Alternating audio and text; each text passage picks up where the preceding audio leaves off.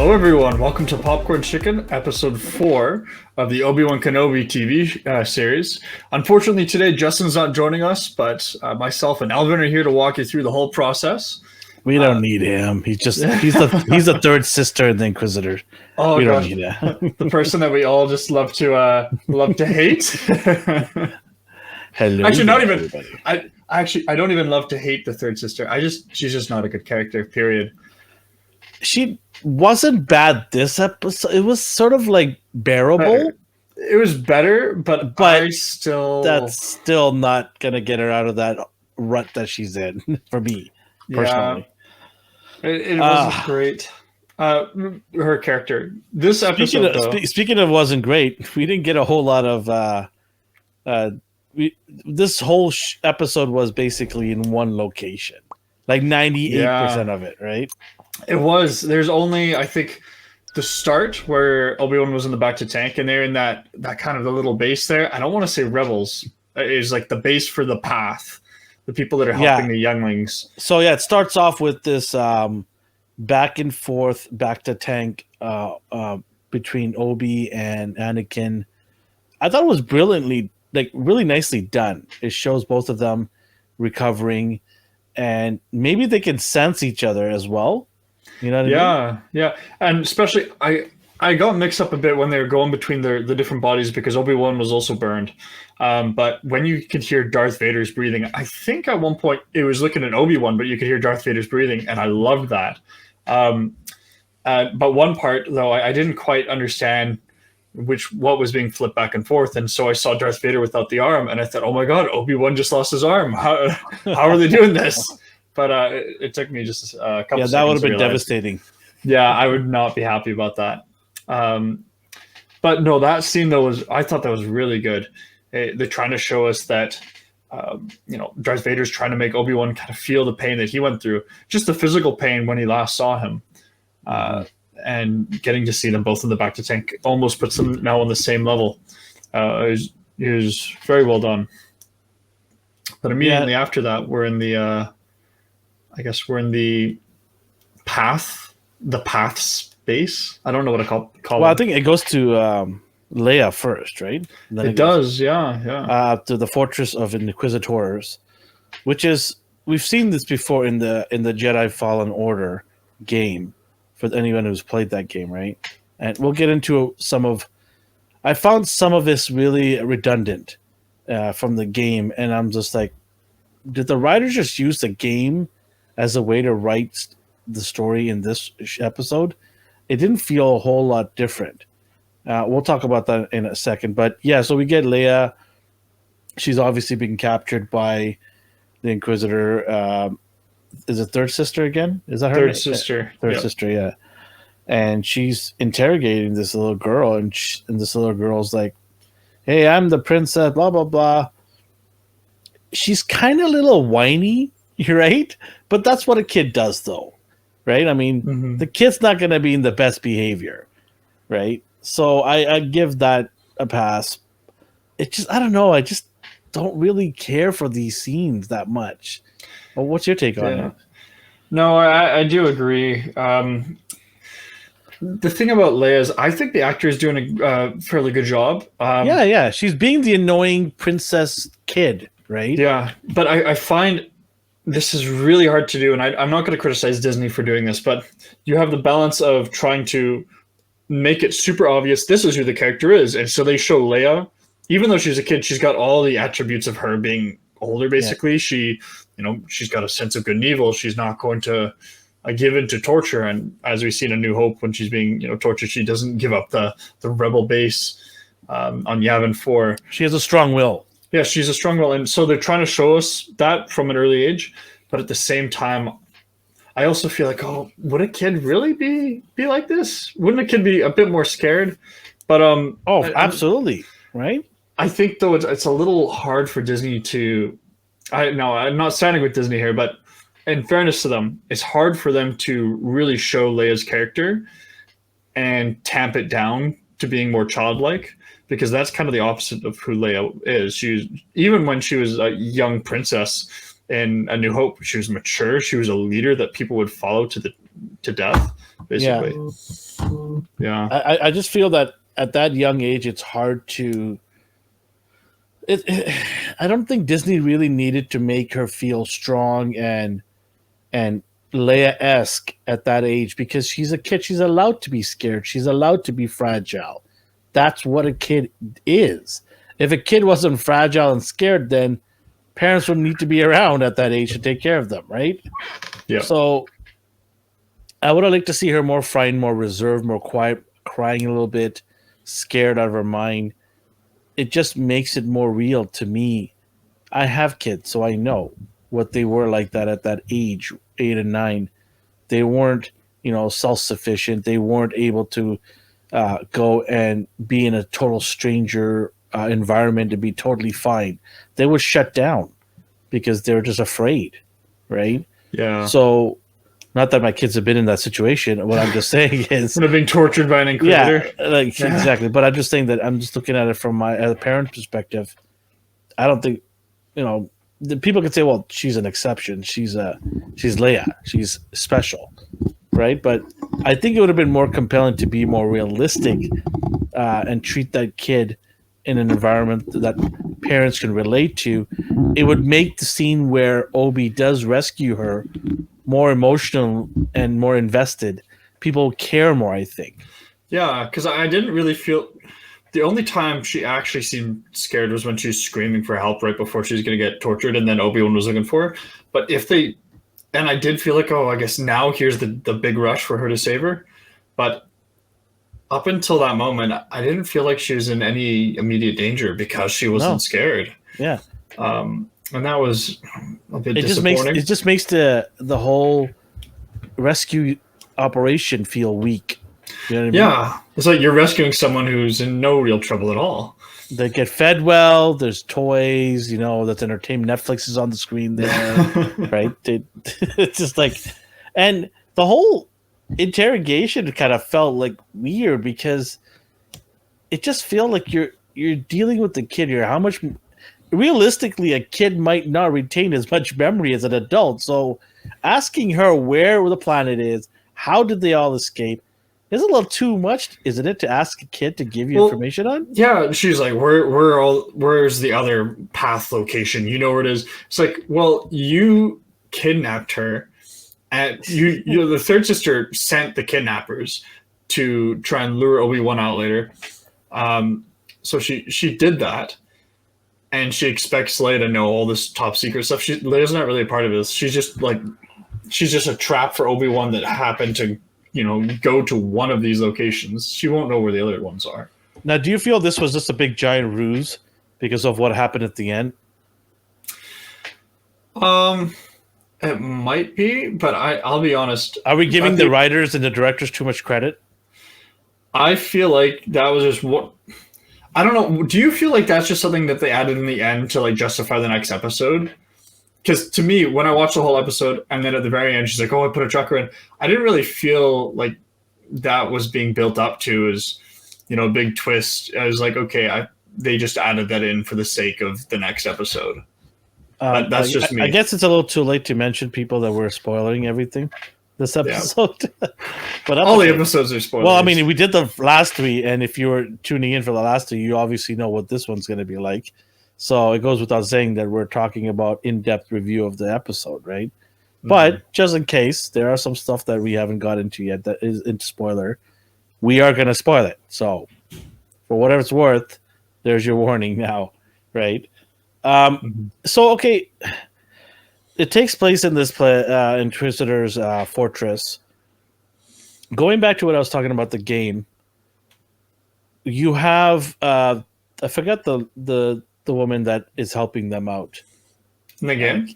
Yeah, so she is... Short hair, can't remember her name either. Yeah, so she comes in the, obviously the Empire spacecraft, lands there, goes through security check. The guy tells her, hey, you're in the wrong area, you're not supposed to be here. And she does something ballsy. And I don't mind this scene because she's putting it right back in his face. This is typical Star Wars. right? Throw it back at their face and question their job and say, you're a higher rank, you should shut up. They've done this before, and I didn't mind it because that's the way it is in Star Wars. Yeah, right? well, I liked it because the actor I thought did a very good job because she was an Imperial, and so her character and knew she's how ranked to higher. act. Yeah, she knew exactly how to act. She knew, I'm a higher rank. I'm actually an Imperial. Like, according to their system, I am an Imperial. Yeah, and she played on that, and I thought that she did a very convincing job. And so I liked it. I didn't think there was anything wrong either. Did you notice the fact that she said the Grand Inquisitor would be upset or something? She said that line. Yeah. So did it make you think that?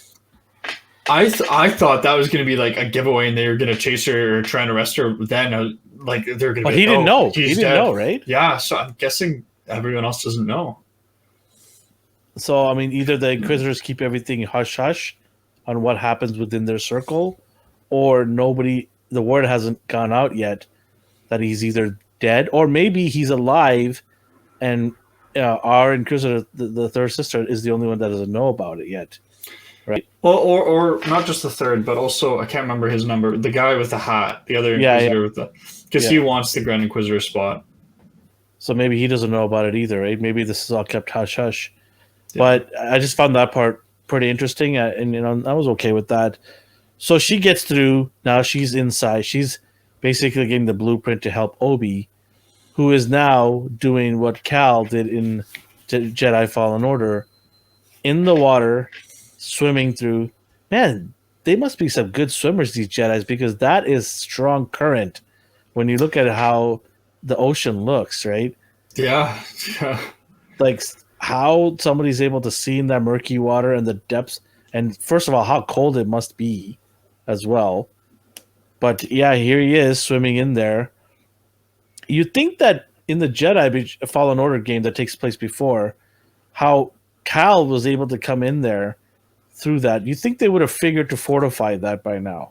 Yeah, they're stormtroopers that basically run that place. I wouldn't expect bunch of idiots, right? Yeah, so no, you're right. You're right. They should have taken precautions. At least put a fence in that hole that they come up from, right? That's all you pretty much had to do. It's like a sewer pipeline, right? Yeah, although he has a lightsaber, he could have cut through that still. Yeah, that's true. It would take him a little longer though, welding it, right? Yeah. But he's wearing the same breathing apparatus that he and Qui-Gon did. Yeah, the Jedi rebreathers. Yeah. So that was pretty cool to see that. So he comes in from the water there. Okay, is it just me, or when he comes out of there, he beats up a stormtrooper? Did you not want him to put it on? Yeah, of course. Yeah, of course I wanted him. I was just like, what? Why did he want to put this on? Like, it's right there for him. Yeah, I was thinking, oh my gosh, this is a New Hope. Just kind of redone, right? But no, we didn't get that. He puts on a costume later on, but it's not the same. How easy would it have been for him to just put that on and walk through the corridors instead of hiding everywhere he goes? Well, actually, do you know what? I guess that's what he does in A New Hope as well, where all the others have put on the stormtrooper outfits, and Obi-Wan's just like walking through the Death Star, just like hiding from everyone. So I guess that's his style. I guess maybe he wants to make it hard for himself, right? Because for me, I would have just put that on and off I go. No one's gonna know what's underneath, right? Yeah, because some of the floors are patrolled by those droids, right?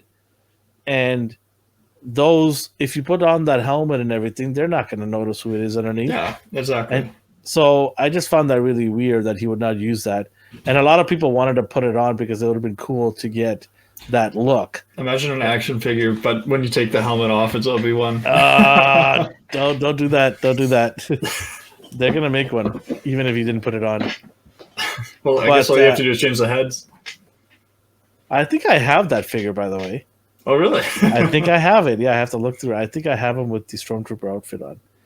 But, so he's getting help from the female officer who's giving him the blueprints and talking. And then she obviously gets flagged again by somebody saying, hey, who are you doing here? And then she kind of walks him to the back and just, gives him the little beat up, knock him down kind of thing, and he's unconscious, and she goes back to the seat and continue helping him. I think her role was really, really important because that's such a big location. There's no way Obi's going to be able to get through it all without anyone's help in the inside. There's no way. It would just take him way too long, right? Mm-hmm. What are your thoughts on how they show that whole fortress? We get that scene where he goes into this row of trophied fallen Jedis that Vader has put. I don't know if you noticed. Did you notice the first one? Mm-hmm. Do you recognize him? He was from the Clone Wars. He was. What is his name? Terra something. Yeah, I remember. So the episode he was in, can't remember the name, but he was with Ahsoka. He has a walking cane as a Jedi lightsaber. It's a pretty cool lightsaber in my opinion. Yeah. I can't remember his last name, but Terra something. That was kind of sad seeing him there. It's like, oh no! I thought if any of the Jedi were going to escape, he's smart because he's not rash. He thinks things through before completely. Pauses, takes his time, thinks things out. What's the best path forward? And seeing him there is like, oh, he's just a trophy for them.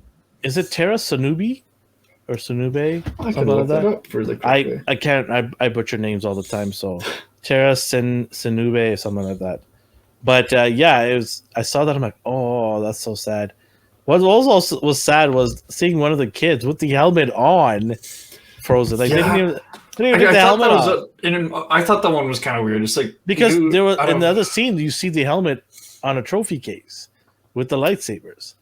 Yeah, I thought it was weird seeing the kid in there with the helmet on. It's like I guess they wanted you to remember that way back scene because they all had their helmets on, right? Yeah, they really wanted you to remember where this kid came from. Because if you take the helmet off, it's just a kid, and you don't know exactly where that kid's from. But if you have that helmet on, it immediately tells you where he's from. He's a Jedi in training that was captured during the store, the what do you call it? Order 66. Order the Great 66. Purge. Yeah, the Great Purge. So it immediately takes your mind there, right? So I guess that's what they were going for. Kind of weird, but that's what I understand why they did it, right? Yeah, that makes sense. It was kind of weird seeing it, but it does make more sense in that context. Then they show us a couple of other females. One of them might be one of the guys that is helping Ice Cube's son, who plays that character. Ice Cube's son. The guy who's helping them get to... That's Ice Cube's son? Yeah. I had no idea. Yeah, he's been in other movies too. Oh my gosh, that's kind of strange. Yeah. I might be totally wrong, but it looks exactly like Ice Cube's son, who I've seen in other shows. If I'm wrong, anybody in the chat, or you can definitely let me know. But to me, it looked like Ice Cube's son. But so... he said that his wife got captured because she was force sensitive, and they showed two females in there. I'm betting one of them was his wife. Otherwise, why would they show and try to make you really look at it, right? Yeah. So, yeah. Although I admit, I thought it was a little weird when he said that, because one of the reasons why the younglings are taken is because as you get older, it's harder for you to kind of tune in with the Force. It's one of the reasons why Luke, even though he was super powerful, I initially had trouble compared to a lot of the other younglings. Yeah. And that's why Jedi constantly refused to train people that were old. One of the reasons even Anakin, when he was just a kid, they're like, oh, he's too old. And he looks basically the same age. But you kind of lose your connection. So I found it a little weird when they're like, oh, my wife was taken because she was force sensitive. It's like, unless she's a Jedi, and if she was, she wouldn't be married to you. But unless she was a Jedi, why would she be that force sensitive at whatever age, unless she was a child? It's funny how twice that the Jedi Council has gotten wrong about training Jedis at a certain age. Yeah. Anakin, and then his son Luke, right? I just find that weird that 2 times they've got it wrong. And you can also maybe add Grogu, because he was technically like 50 years old, right? True, but he's still technically a child. It's just you can be a child at 50 years old at that. Yeah, but then he was also captured, or he had to get out of there. I wonder if he took that path to get out. It would be nice to see a little... Well, I mean, he wouldn't be alive, would he? I have no idea how it would have gotten out. I would have been interested to see some sort of way of how they got out of there. Yeah, that would be a very cool little A little Easter egg, right? yeah little Maybe Easter just egg. just show the car seat that he was in, or something, or something, something of maybe show another Yoda-esque type of or his type of His species. his species maybe walking. This is what the show is missing. It's missing Easter eggs. It's missing hints of that whole situation. It's missing some of these moments where you go, "Oh, look, that's so cool that there's a Yoda species there," or it's missing one of those things. Like when I watch The Mandalorian, I'm always looking out for Easter eggs, and there's always a ton throughout that show where you can point to, "Well, I remember that," or "That reminds me of that moment." Like, Yeah. I just feel the show is missing a lot of that. This episode was the shortest of all of them. It's like 30 something minutes. That's it, which is a Yep. shame. It just felt really rushed and cut certain parts. It did. I don't know how did you feel? No. It definitely felt a lot shorter. I found that this episode didn't have any big, impactful moments. One of the coolest moments, which comes up shortly from kind of where we left off talking about it, was the in the dark lightsaber scene. I thought that was cool, but it's not like a massive impact. Like in A New Hope, for me, one of the massive impacts, there's a couple moments, but one of them was obviously the Death Star when Obi-Wan's talking to Luke, and he uses the Force to help blow it up by directing the missile. Another part in A New Hope is when Obi-Wan's talking about the Force for the first time, and that's just, to me, it's a bit mystical. In The Empire Strikes Back, when Yoda lifts up the X-Wing using the Force, and that's kind of the first time you really see how powerful the Force is. And then also in The Mandalorian, the end of the first episode where we see Grogu, and my mind was just blown when I saw that. The whole episode was great, and then it led up to that. I didn't know how it could get any better at that point, but it's like we've never seen this species besides Yoda and the other, I can't remember her name, Londa or something. We've only seen two of the species. We don't even know their name, and now we're seeing a baby of it for the first time. Those are like jaw-dropping moments. Exactly. Right? We haven't really had, in my opinion, we haven't had anything like that. Even the battle with Darth Vader, that was cool, but it wasn't jaw-dropping. No, it wasn't. It left us wanting more. Yeah. Maybe that's the whole point, because they might have a finale that's going to really do that for us.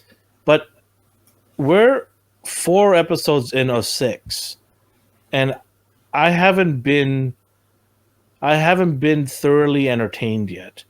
I haven't been excited after an episode ends and go, I can't wait for the next one. None of these have done that for me. Yeah. And I try to, I had friends of mine saying, "Oh, you're always hating on this stuff nowadays." I don't want to hate on any of this stuff. Why would I want to hate on a classic like Star Wars? I want it to succeed. I want it to expand into other parts of the universe. But you got to take the time and do a good job, right? Because this could set up for so many spin-offs if it's done well. The dropping of Obi-Wan's, him mentioning his brother. Well, that could set up a whole different path for us to explore, right? We could all be interested in. Maybe his brother becomes such an important character in another part of the galaxy. Remember, this is a huge galaxy. There's so many other planets out there that we have not even seen in live action, right? So there's so much space out there, and pardon the pun, but you know what I mean? Like, it doesn't intrigue me. It doesn't fascinate me. It doesn't get me excited. Why? I want to be excited, right? Yeah. Okay, so where are we at? So it keeps going back and forth with Leia and the Inquisitor testing her and trying to get her to trick her and stuff. And all this time that she spent in that room with her, you think that she would be able to sense Force sense of Leia, right? Don't you agree? No, you're right. And one thing that I'll quickly add on as well, I hated that she's like, I'm going to read your mind like Kylo Ren.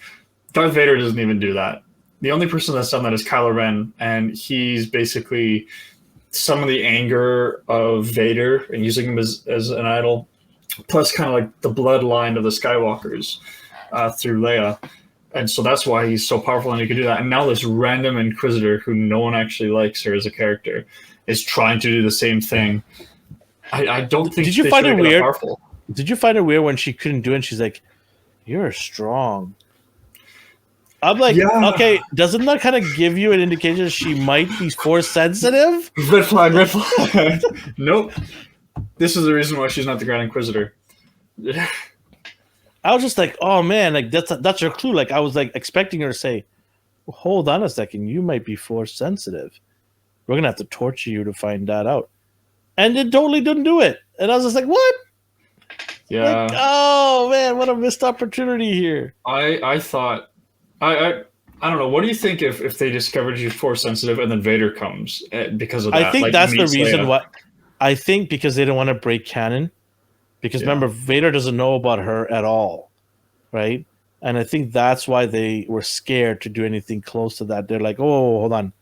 We better not do this because people are going to rip our what's off because this is going to break canon in a big way. Yeah. So I think that's why they didn't do that. But she could have kept it to herself. That would have been even cooler. Like, I'm not going to tell Vader about this right now because I want to make sure I get the top spot. Then I'll drop this bomb.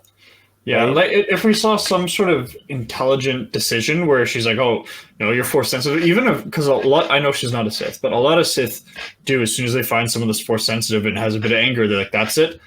I'm going to try and make you my apprentice, and you and I together are going to overthrow my master." Even if she did something like that, and that way we have the more sinister she becomes, the better it is for the show. Yes. But she has to do it in a I don't want her to do it in such a weird and lame way. I want her to be quiet and sinister. Yeah. Do you know what I mean? Like very, very sneaky and stealthy. It feels bratty. Yeah, right now it just feels like I'm a whiny. I want number one spot. I should be Vader's best friend, right? Yeah. Even Kylo Ren, he just destroyed stuff when he didn't get his way. She just pouts and shouts at people. She screams and yells, and it's just like, oh, really. That's not how you should be an Inquisitor. They're supposed to be stealthy. They're supposed to be like assassins, right? And I want her to be an assassin-like character. And if she is going to be like that, that's going to draw people to like her. I think that a lot of people don't like her is because she's not acting like an Inquisitor, right? They say less, do more, right? So, yeah, I mean, I don't know. I just thought that all that time you're spending in that room with her, you would have an inkling that she might have some force-sensitive abilities. And children at that age do display that, maybe a small amounts, but they do display that. So it's not like, oh, hey, she's too young, she probably doesn't have that force-sensitive. No, they display that at certain times. And these guys are trained to do one thing, sniff out force-sensitive kids. That's what their whole training has been by Vader, right? That's their whole purpose of being there. We do get some information on her about her being a Jedi. She does drop some hints about being a Jedi and training back in the day. I don't know. What did you make anything out of it? Like, did you feel for her? A lot of Inquisitors were like that. I felt like it wasn't anything special or jaw dropping. It was just like, okay, I kind of guessed that. We all kind of guessed that, something like that. Everybody knew. Yeah. But this was just more of adding on to that layer, right? Telling everybody that she's from this and that. Okay, so she's being hoisted up. There's needles going to be coming at Leia. Leia's screaming like crazy, let go, let go. We have Obi trying to find his way around. We have her friend basically stall and call in the Inquisitor, which I thought was very ballsy. Very ballsy, by the way. I was like, what? Well, I don't think you want to do that. What really got me annoying, what really annoyed me the most is how the Inquisitor is so smart and she knows when somebody's playing her. They just pour it on too much, I think. Yeah, I was like, oh, you're smart enough, but you can't tell that this child that you're about to torture is force sensitive. Yeah, but you somehow know that this person is a traitor. right? I just like, why is there an on-off switch in her intelligence? Why is it not consistent? Yeah. Right? And that's because it's bad writing. The writers don't know what direction to take in scenes. So I don't want to blame entirely everything on the actor or actresses. I think the writing is all over the place. They don't have a game plan properly. They're just kind of going with the flow. And you can tell it's not well thought out long term. Yeah. Mm-hmm. So he basically gets the time to find his way. I thought this scene was pretty cool, where it's dark, and all of a sudden the blue blade comes on, and it's like boom, boom, boom, boom, and then it goes dark again, and I'm like, oh yeah, and then you see the trooper just panicking, he doesn't know what to do, and then bang, bang, bang, bang again. To me, that was probably one of the coolest parts of the whole show.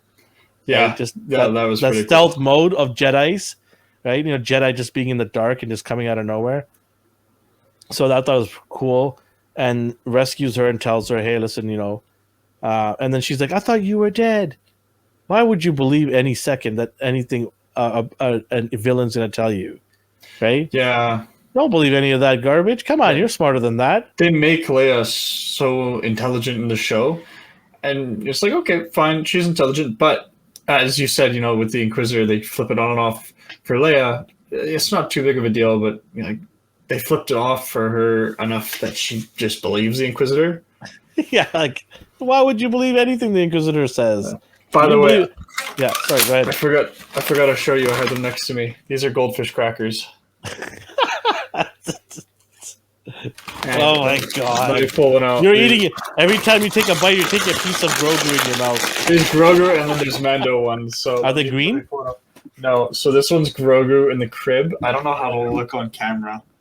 You put your hand behind it. Put your hand behind it. Yeah, there you go. Okay, I can see a little bit of it. Yeah.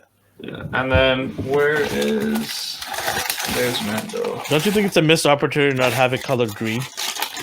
Yeah, and I know they can do colored green ones. They've done that before in the past. Yeah, see this one. Yeah, I can see the helmet. Yeah, that's pretty cool. Thought I'd just show that off before I. Yeah, that's awesome. That's awesome. You're not supposed to be eating while you're talking, right? I'll let that slide. I'll let that slide this time.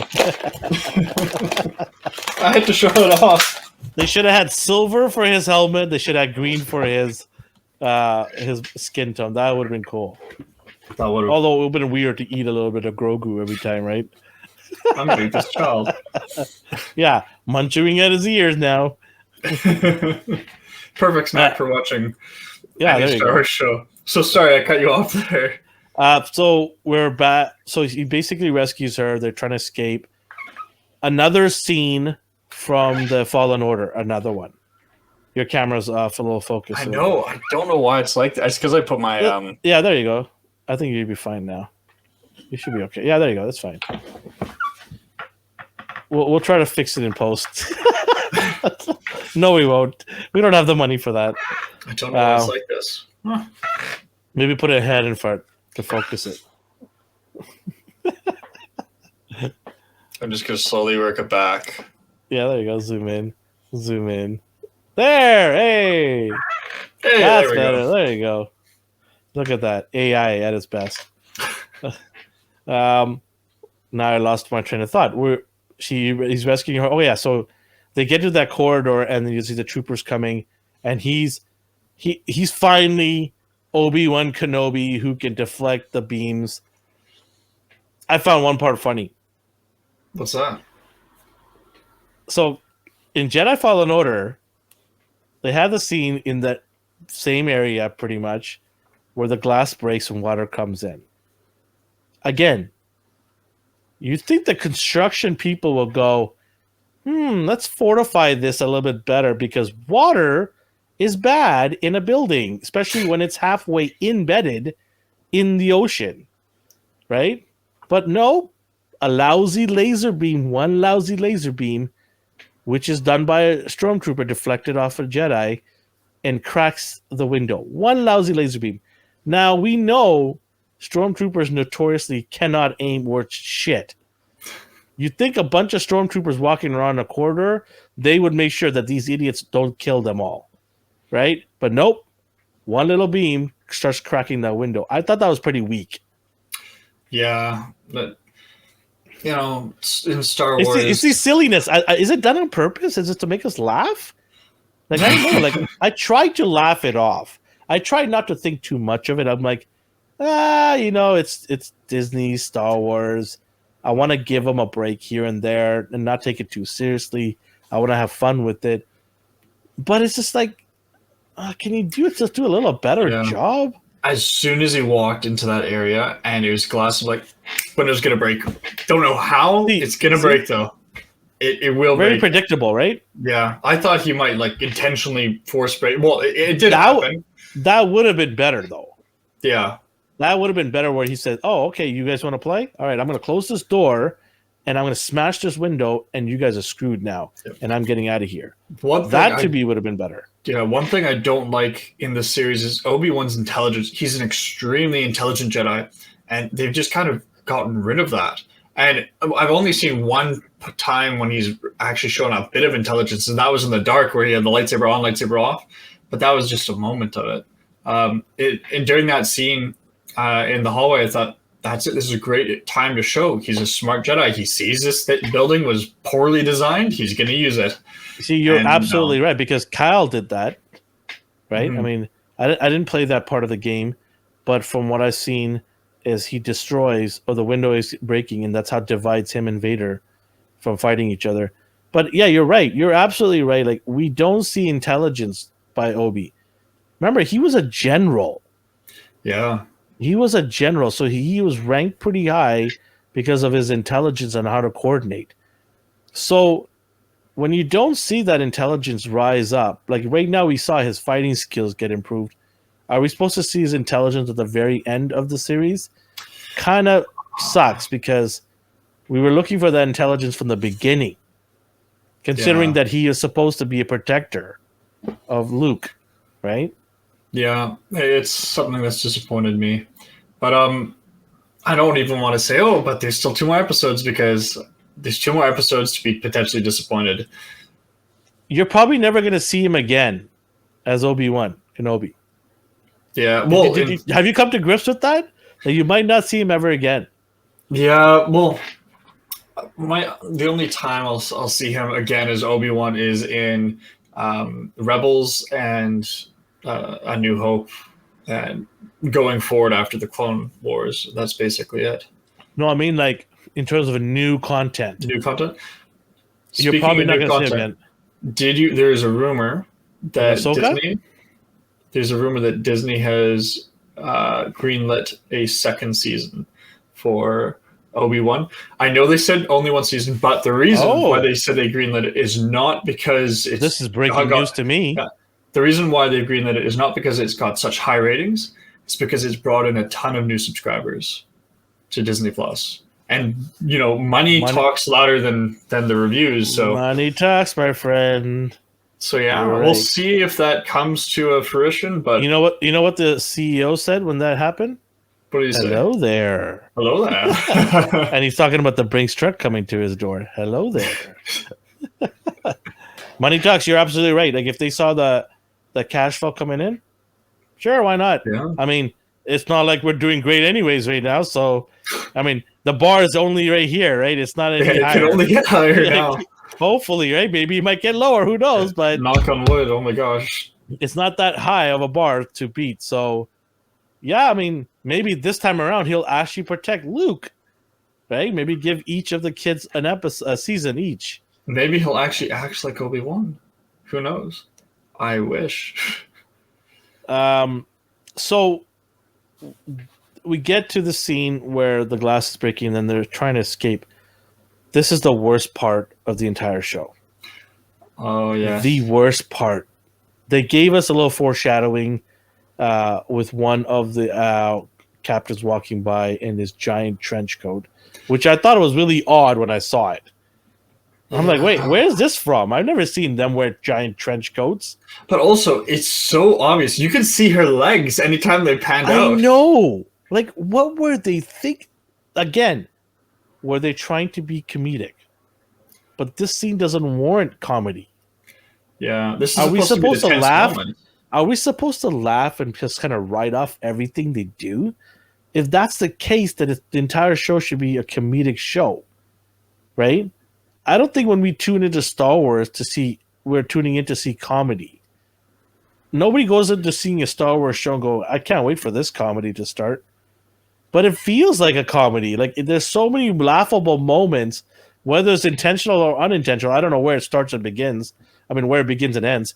But I just find it so comical that this scene they thought was a great idea. Like when they were rehearsing this and writing this all down in the storyboards and going through the whole process of filming this, nobody once said, don't you think this is really weird? Like, don't you think this looks bad? Like, could we not find another way to get her to escape? Maybe a droid, one of the floating crates or something that they have. Like, couldn't we find another way to rescue her? There's literally millions of things in the cargo bay area. We could surely find some way to disguise her out of there. Yeah, or even just go down back underwater, give her the rebreather, or if you brought a spare one. Or just put her on his back and cover her with the trench coat. He might have a thick back, but it beats having two little legs next to him. What's more obvious? You know what I mean? Like, man, it's just so bad. I was just like, this is the worst. Yeah, I thought, oh my gosh, how does anyone in the right mind not notice that this man's got two sets of legs and one set is completely different? And it's not like there's only one or two people in the whole place. There's literally 20 to 30 people in that Bay Area. Yeah, there's trained soldiers that are supposed to do is look for issues. And they're on high alert too. High alert. What's the man doing there with four legs? Oh, don't worry about him. Let it go. It's probably a deformed captain. Don't worry about it. If it was super crowded, then I get it because you can't see people's legs in a super crowded area. But it was crowded enough that there was a lot of people, but still a lot of space between people. So it was obvious. If we as audience could see from far away additional legs, that we have to take we have to look at it that the people in that surrounding area can see that as well. Yeah. Right? So they are walking out, and here comes two jets. The planes. What are they called again? Those are the snow speeders. Yeah, so they're in retro to use here because the rebels obviously don't have that much money or to buy or get more equipment. So they come in, they cause a distraction. They're getting them out of there, and here comes Inquisitor. They start fighting. They escape in one. Correct me if I'm wrong though, but doesn't each one of those things, they're really tiny, and they can only transport maybe two people? Yeah. So how do they fit all those people in there? So one thing I noticed is they're supposed to have two people. These actually look smaller than the normal snow speeders we saw in Empire Strikes Back. Yeah. Because in the back, there's supposed to be another cockpit for the gunner / harpooner. But we don't see that at all. All we see is the one cockpit up front. And the wings, I could be wrong, but the wings also look a little smaller in this version. So I was thinking, how on earth do they fit three adults, and one child in there? I don't know either. I just did they split them up? Like, that would have made more sense having two of them fly out. I thought that might have happened too. But Obi and her in one because she's a kid, and then the other, the female captain in the other one, where they fly out. That makes more sense to me. I could deal with that. But we obviously see that the second the guy is trying to get out of there in his plane, we have the Inquisitor throw a bomb at him and blow him up, and he dies. R.I.P. to him. So they didn't leave in two different ships. They left in one. It doesn't make any sense. So again, did the writers know what they were dealing with, what kind of ship it was? Because any old idiot in Star Wars lore can tell you you're not going to house that many people in that plane. So, are they going to explain to us that how it's, maybe in the next episode they're going to show that it was retrofitted to carry more people? Wow. Well, Luke, the head of Lucasfilms right now, what's her name? Kathleen Kennedy. Kennedy. She's been hiring writers who've never seen Star Wars. She admitted to that. Of course, Well, that she's makes not sense. admitted. She's like, "Oh, I'm doing it because I want a fresh perspective. We're getting like a new jumpstart of ideas without any influence from Star Wars." And it's like, well, then how do you keep things, in canon? If you want to create a whole new universe, fine, do that. But if you want to have a consistent timeline, you can't just be grabbing people that know nothing about this. It's one thing to create and bring new ideas to the table, and another thing to take what already exists and screw it up even more. Yeah. Right? You cannot take the history and the canon that has been already laid out for you, because without that you don't have Star Wars.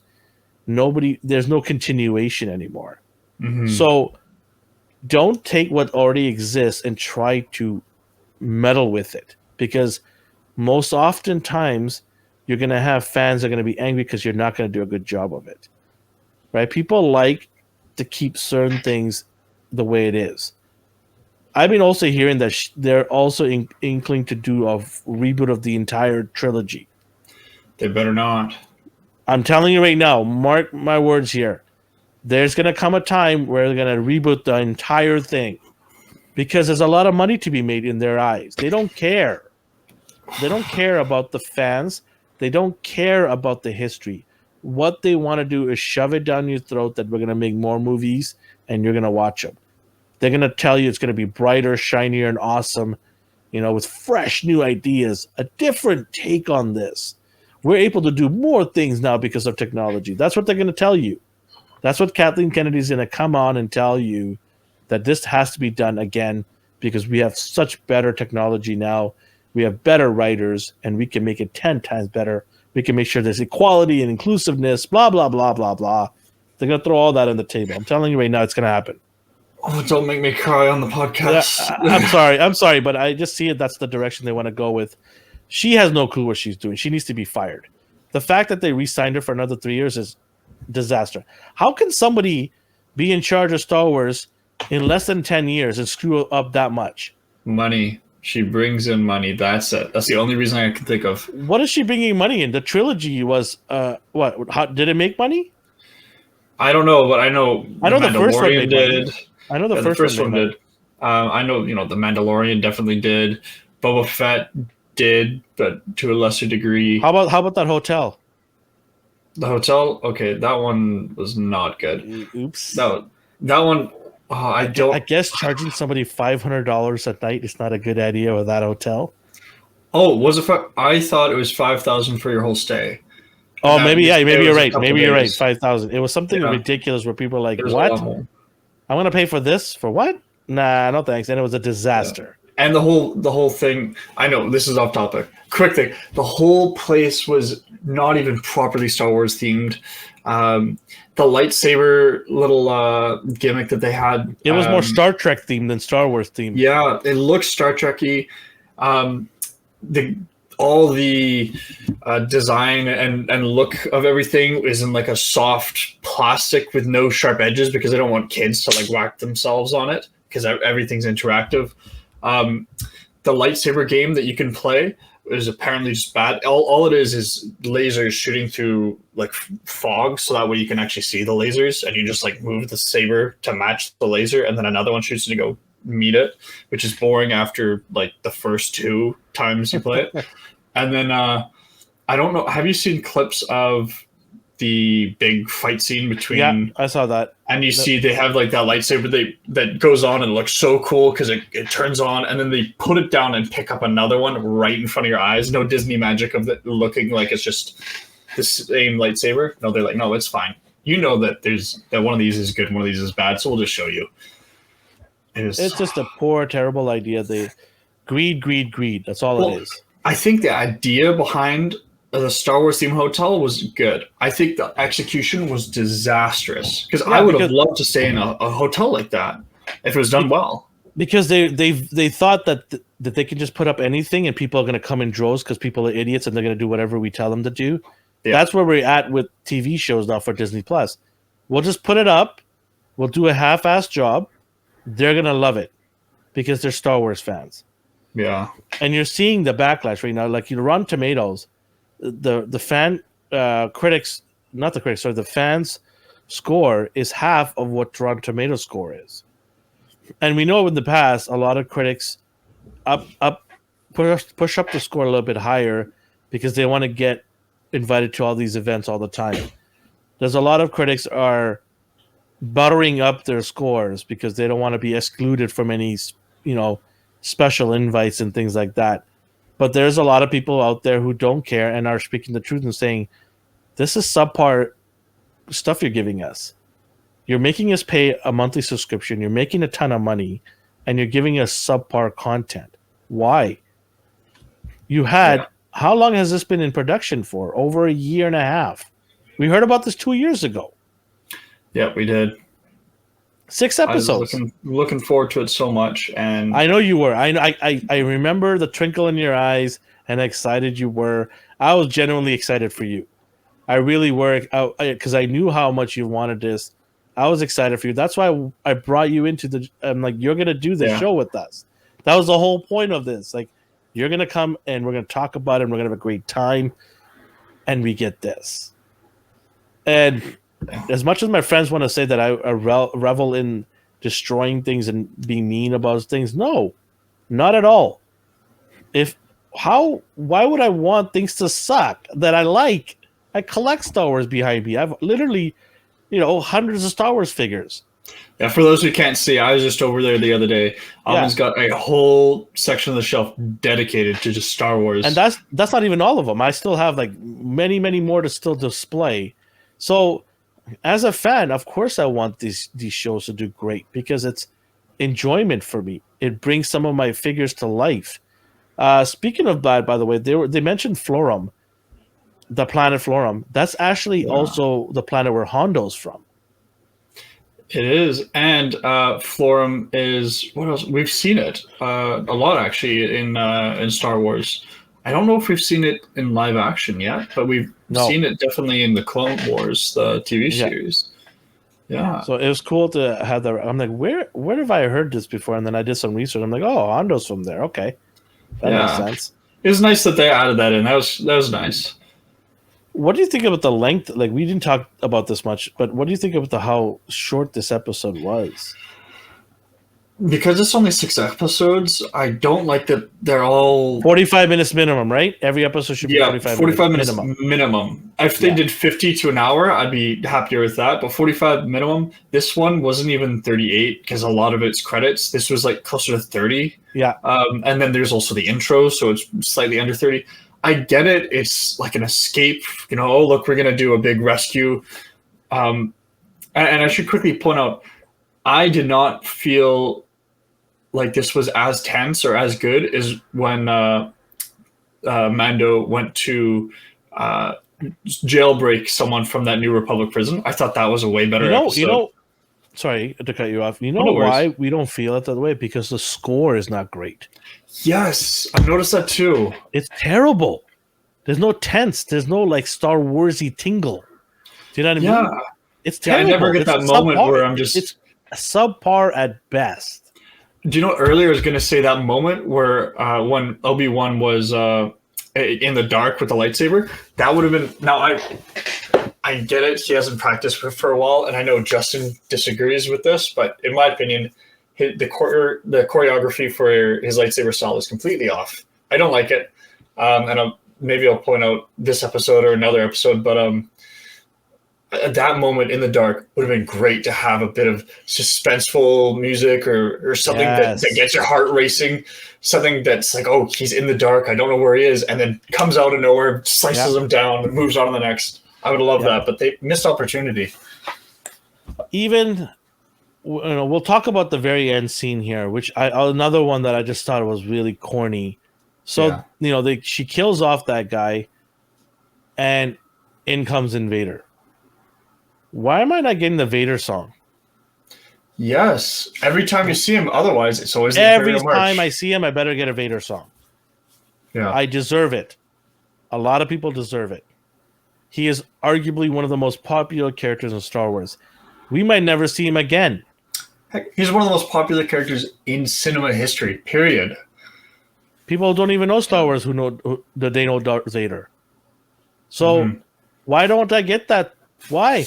I don't understand. Yeah. I don't care if it's for 2 seconds. Give it to me. Yeah. I want at to feel least, that presence when he comes in. exactly. At least when he was walking quick like that, I'm like, oh, he's angry. And that was at least good to see. Yeah. And immediately, within a moment, he's choking her, lifts her off the ground, is about to kill her. I'm like, yes, okay, finally, the do it. vengeance, the anger. That's what I want to see. Like, yeah, kill him. And then you see the guy and the Inquisitor in the background. By the way, we've got all these Inquisitors. How come they're not getting any airtime? Yeah, it's a shame because I actually like the guy with the hat. I can't remember his name. I think his voice, the makeup, I think it's great. I want to see multiple Inquisitors going out there and finding Obi. Especially because they're supposed to be competing for it too. A bit of competition because some of them want to be the next Grand Inquisitor, and all we see is the third sister. Sorry. Yeah, I just find it that they're only focusing on one Inquisitor. Give the other ones the light of day as well. I mean, if we're going to be inclusive, why are we depriving them of their airtime? Right? Yeah. If we want to be fair to everybody, give them a moment to shine a little bit in the light. Again, it's a missed opportunity. There is rumblings that the Grand Inquisitor will show up in the next episode, and she's gonna get her. Like, it's funny because everybody's rooting to her to have a vicious and violent ending, right, to her life. It's weird because I don't want that. What I don't want to see is actually her switching back to the light and saying, "I've seen the way now. I'm going to be a good person now." Yes. I don't want to see that. I do not want to see that. Either kill her off or send her off to another task far, far away in another galaxy. I don't care, but I better not see her redeem herself. Yeah. I have no. What do you think of the idea of her messing around with Laura? Is it Laura or Lola? Lola, and putting a tracker on there. Brilliant move or stupid move? As soon as she said I put a tracker, I'm like, before we even saw Lola, I'm like, yeah, it's Lola. That's the only time we've seen her mess around with some sort of tech. I thought it was kind of... Okay, but before you answer that, sorry. No Do you think Vader should have just snapped her neck anyways? Because Vader don't give a shit. Yes, I think he should have, because she justifies, I let Obi-Wan Kenobi go, the big guy that we're looking for. Obi-Wan Kenobi and Leia go. I let them go, and a traitor. I let them all go. Why? Oh, we'll find one of the hideouts. Well, I'm pretty sure. Who cares? Yeah, this is Obi-Wan Kenobi. This is Vader's, his old master. And she should know. Why does Vader care about a stupid hideout with a bunch of bums in bum ships? Younglings that have no powers yet. There's no Vader one doesn't give a shit. Vader's got a whole collection there in the back already. There's nobody. Obi-Wan is the one that poses the biggest threat. Yes. Why does he give a shit about other useless people? In my mind, she should have had her neck snapped, and he should have been angry that this person was let go. No amount of excuse should have been given to allow her to live from that point. The minute she was put down and forgiven, I'm like, yeah, that's what the show is all about. Exactly. It's let's chop the tree down. Let's make Vader even more stupid and weak. Let's make her even more stronger and smarter and more intelligent. Heck, why don't you just let her be the Sith apprentice next? Because that's what they're trying to show here, that she is above and beyond everybody, including Vader. Yeah. I didn't like that. I was really hoping when he said, "You have failed me for the last time," I was hoping he was going to turn his lightsaber on. Well, that would have been cool, but I was hoping he was just going to turn his lightsaber on. That intimidating hum of the saber while he's choking her and the sound of her struggling right before he just cuts her down in the air or pulls her close and just stabs her like that. I would have loved to see that savage Vader we see in Rogue One. You know what would have been even more savage? How he grabs her, slams her to the ground, and turns around and says, "Grand Inquisitor, finish her." That would have been sick. He comes from behind Vader and goes, "Yes, master," and slices her. That would have been insane. People would have lost their minds. That would have. But people would have lost their mind. Yeah, but Disney's given her too much screen time. They can't kill her off just like that. She's the new hope, right? That's what it is. She's the new hope. I'm telling you right now. She's the new hope. Watch what happens in episode 6. She's gonna be the new Hope. Oh gosh, I've I got really very hope not. little. I got very little confidence in her getting her so-called up and coming, death that everyone wants her to have. I've had very little hope of that. I Yeah. don't think they're gonna do that. I think they're gonna redeem her story and make her folk hero.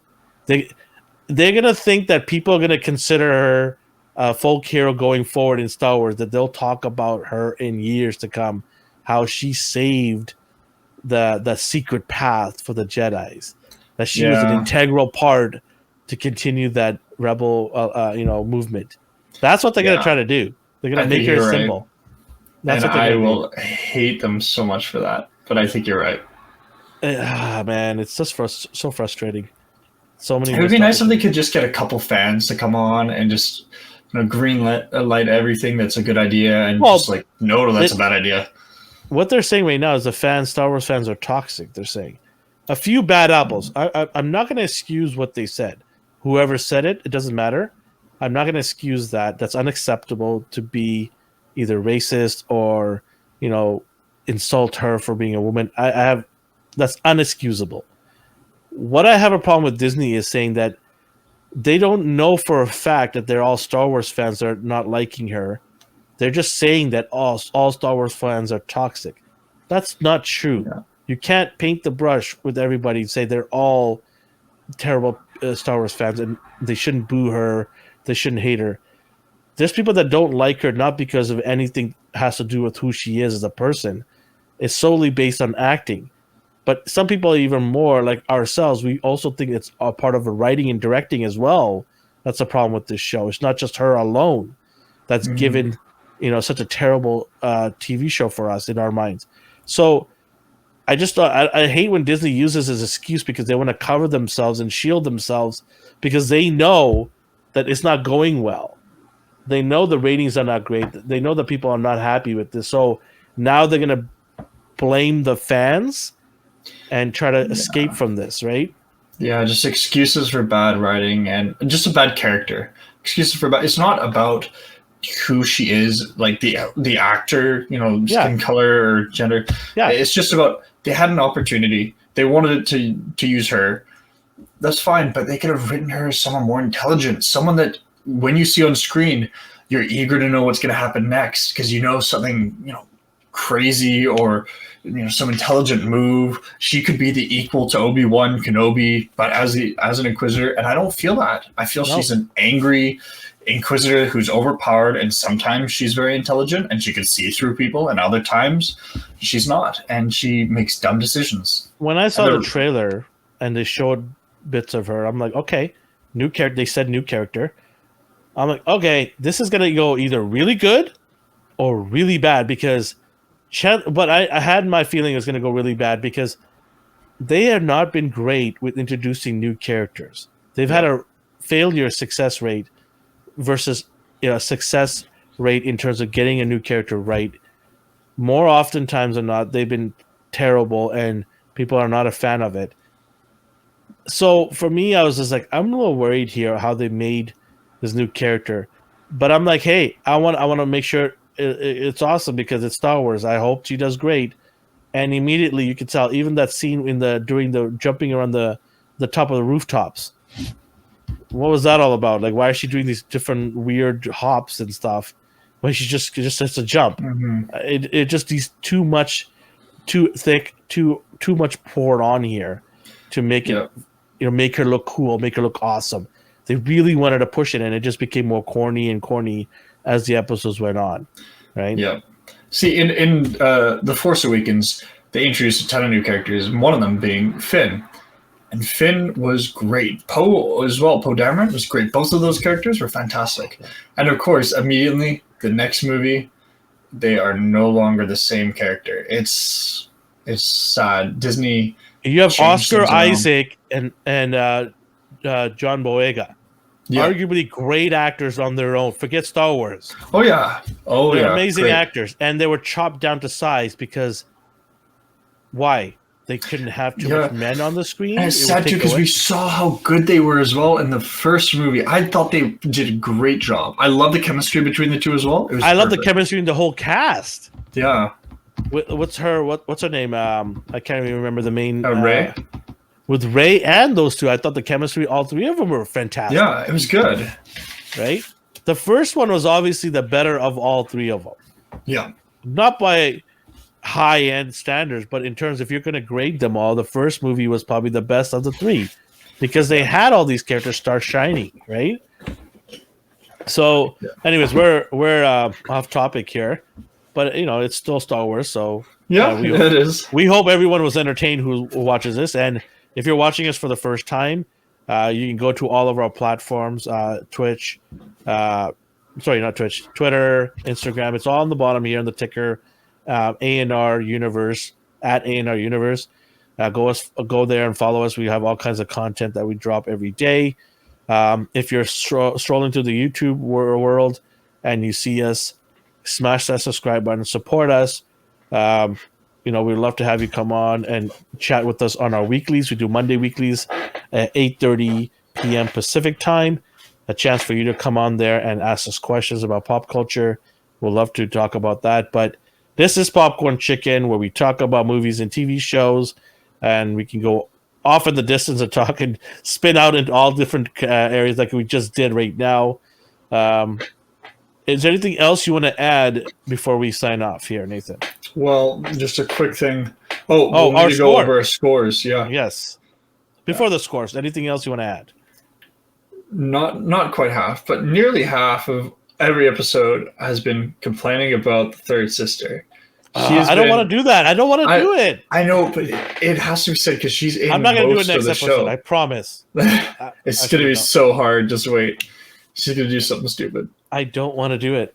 I just It's a shame. Disney, I think, had such a good. They decided to make a Kenobi show. Fans were thrilled for this. They had an opportunity to, if they want to show us a Kenobi who's not the same as the Clone Wars, someone who's beaten down and traumatized after all the events that happened. That's fine, but just there's other elements of the show that you have to have in place if you're going to just belittle the main character. You can't have bad villains, and I don't mean evil villains. I mean just bad characters. You can't have bad villains there. You can't have so many weird flaws with your plot and having characters hidden under jackets and no notices. You need to have a better story, and you need to have growth as well. Obi-Wan's growth so far has been he's using the force a little bit more, and he's kind of got some of his lightsaber skills back, but not really. And we're already 4 out of 6 episodes in. We're not moving along fast enough. We're not moving along fast enough, or the episodes are moving too fast for us. Right? Either way you look at it, is it glass empty or glass half full?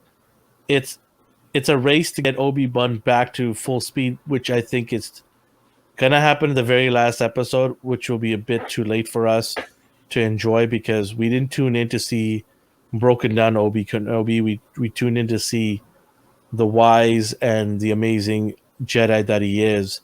In a lot of people's mind, he's in the top 3. I know he's in your top 3. Mine is debatable, but still, he's in the upper echelon of all the Jedis ever known. And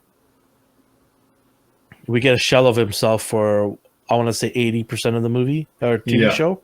Yeah. Which is disappointing. It's absolutely disappointing.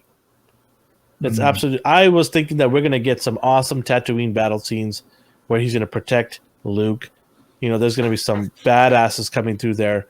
I mean, we have Mando and Boba take place in there, and there's some bad people in that planet. So I thought, we might see some Tusken Raiders. I don't know, somebody. Yeah, like we've heard over the years, he's there to protect Luke. I would have liked to see.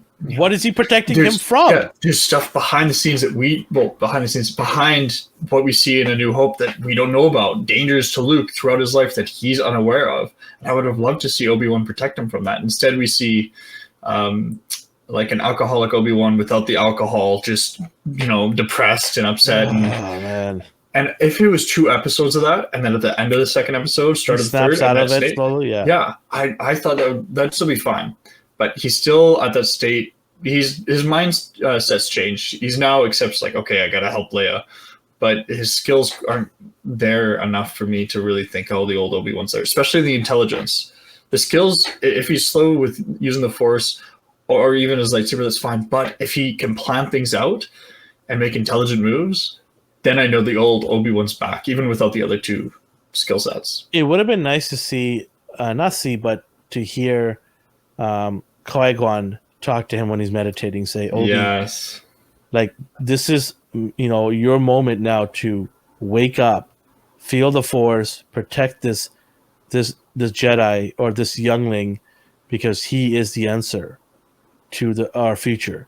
Like, there should have been a moment in one of these episodes earlier on.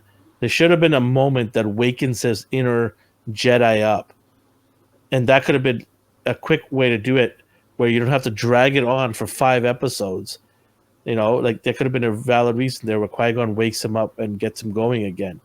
That would have been respectable, and people would appreciate that, that history coming back again, right? Yeah. So, I mean, I had a friend of mine. I asked him, like, are you happy with the fact that Luke is nowhere near in this show, and we have a bait and switch with Leia? And he's like, well, Leia didn't really get much screen time, and I like the fact that she is in the story, which I thought it was a fair response. I'm not gonna disagree with that, but don't tell me that he's there to protect Luke and then he's not even there. Like, yeah. Okay, if they thought that he needed to be there around him, especially when they made it so obvious and gave the kid to his uncle, where Vader's from, that whole planet, like, don't you think that people would be coming and hunting for him and looking for a bounty? Vader will probably set a bounty for this. I just the whole notion that a Jedi has been sent to protect somebody and that Jedi is not there. So I don't get why would they made a big deal about this thing, saying that he has to go protect this hope, the savior, but he's nowhere near. Leia is what he's protecting. So I just don't get that. Like, I just feel like a bait and switch for me. Yeah, it was. And honestly, I could probably forgive it if the plot was better. Yeah, but it's not. Me too. I could do it, yeah. But it's not, so I feel like I'm missing out on a great Luke story that could have been there. Heck, I'm missing out on a great Leia story that could have been there as well. Instead of getting this. Yeah. Well, I guess that's we're kind of summing up our feelings for the ratings now, just without the number. Okay, let's give our number and let's get out of here in the spaceship here. What do you give it out of 10? I'm gonna give it a 7. It wasn't as bad as some of the others, but I still felt it was lackluster. It wasn't great. It didn't have great moments, but it wasn't a 6.5 to me because it didn't have as many as of those really dumb bad moments. It had a couple, but I think overall I could kind of forgive it, just because the episode itself was Isn't it bad horrible. that we're trying to forgive shitty work and we're trying to be nice about it? See, we're not bad people. Like people like, oh, you're terrible, you're mean. No, we're not. You're trying to massage your score out of what? Out of respect for the lore, out of respect that you want to see improvement, right? Yeah. We've both of us, we love this. We love Star Wars. It's been around I'm sure for you as well. But for me, growing up, I've absolutely loved it. Watching the movies, playing Star Wars games. I'm a little bit older than you, just slightly, bit older than you. Mine was the prequels I grew up with. I'm sure you grew up with the original trilogy. Mine was sort of between the two. Yeah. Between the first trilogy and the prequel. I was young when the prequels came out, but I was of the fan of the first trilogy more than the prequel. When the prequel came out, I'm like, yeah, that's all right. And Jar Jar didn't do it for me. Darth Maul was fantastic. Yeah. Right? There were some elements to love about it. But if somebody was to ask me what's your favorite trilogy, it would always be the original. To me, I'm more a fan of that than any other thing in Star Wars. Before we get on to other things, I don't want to drag on to other things. We're going to close it off here. My score, I'm going to give it a 6.5. Okay. I thought it was too short. One location only. I don't mind. But if you're going to spend the entire show on one location, show me more of the place. Yeah. It's a big place. Show me more. And the other thing I didn't like was a lot of the elements two of the elements, sorry, to be specific, were taken from the Jedi Fallen Order game. I thought it was lazy. Whether it was intended on purpose to do it or not, it still doesn't matter. You as a writer and as a director should have done your research and not copy something that's been already done or very similar to. So I thought that was lazy, and that's why I'm going to give a 6.5. Mm-hmm. I did not. I think the only cool part was when he was in the dark killing those stormtroopers. Other than that, I did not find this episode at all compelling and fun to watch. It was really kind of boring and bland for me. And then that scene with the trench coat at the end kind of cemented how terrible this episode was. Yeah. What did you rank last week's again? 7. 7? Okay, so you like I've been 7 until today. Oh, so today is the one that you've actually disliked the most. Out of all the 4, I thought this was one of the worst I've seen. There was just too many blunders and too many laziness for me to not give this. There's no way in my mind I thought this was a 7. 6.5 is me justifying this because it's that couple of scenes were okay. It wasn't a terrible thing episode, but it wasn't great either. It was just below average for me. 6.5 is just below average for me. 7 is average, right? Yeah. So yeah, 6.5. I don't know. I don't know. I'm really worried about the last 2 episodes. Yeah. I am really worried. I mean, for them to hit we have not given it an 8. We haven't given it an 8. We haven't even given it a 7.5. Didn't Justin give it a 7.5? Did Justin give it a 7.5? Okay, I think he one did. 7.5. But we haven't, right? I haven't given a 7.5. Yeah, I don't think I have either. That's crazy, man. Yeah. That's crazy. I never saw that coming. I thought this was going to be a great series. I never thought that Obi-Wan would not even get a 7.5 from us. Yeah. And what sucks is Ewan McGregor is a good actor. I think a lot of them are decent. He's a great actor. If not good actors. Acting is not like there's moments. Acting is not the major issue. It's the writing. Yes. It comes down to the writing. It's not good. The directing and the writing is what's letting this show down. There's a lot of great actors here. The female officer that's with Obi-Wan. She's fantastic. She does a great job, right? So it's not the acting, it's the writing and the director. It's just terrible. I believe the female director, they had handpicked her to be one of the great ones that Jon Favreau and the team put together with The Mandalorian. She's one of those that they handpicked in that group. Mm-hmm. I don't know, man. The jury is out on her and they're going to protect her. They're going to say, no, it's not her fault. It's the toxic fans out there. It just seems to be the thing to do now. Just protect everybody and say it's the fans' fault for not liking this. They're all haters. That seems to be the scapegoat nowadays. It's never their fault. Disney never looks at themselves and say, maybe we should have done a better job. Yeah, right? Well, do you know what? Disney's making enough money off of it that's their ratings. That's how they justify it. And if they're getting that money, then it's like there's nothing wrong with the show. It's fine. It's no more. It doesn't matter no more about the comments, right? Because they'll spill that comment over as toxic.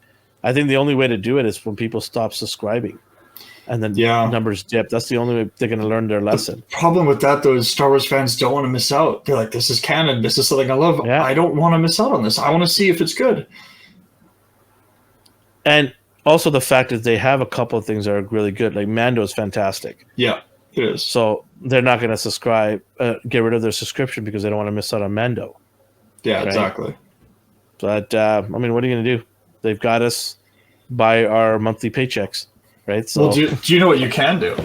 Is you can follow us here at A&R Universe. Follow us on our YouTube channel. Like this video. Send a message if we get enough likes here. Yeah, there you go. Tell them that we said you need to do a better job. But come every week and listen to our opinions, whether you like it or not. We're going to give you our opinion. We're going to be honest. We're not going to sugarcoat it. But yeah, I guess we'll kind of wrap it up today. That should be it for today. It was a short episode, and we kept it. We didn't miss Justin at all. It was fantastic. Who? It's great to see. Yeah, who? I don't remember. Jedi mind tricks. All right, everybody. I'll do my signature, I guess. Bye. Wherever you're on the world or universe, have yourself a good morning, a good day, and a good night. And hello and goodbye.